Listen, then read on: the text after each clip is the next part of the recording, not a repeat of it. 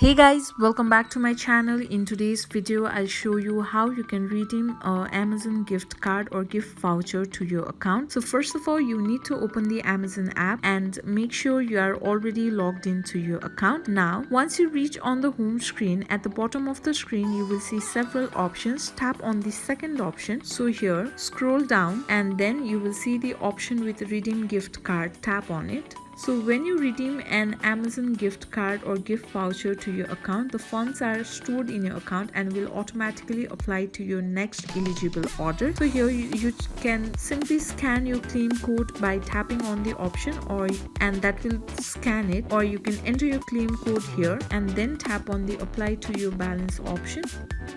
So if you want to keep your gift card balance to spend on another occasion, you can keep your gift card balance to use later. So that's how you can redeem a gift card on the Amazon app. So this much for today. I hope this video was helpful for you. If you like the video, please give it a thumbs up and don't forget to subscribe, and I will see you soon.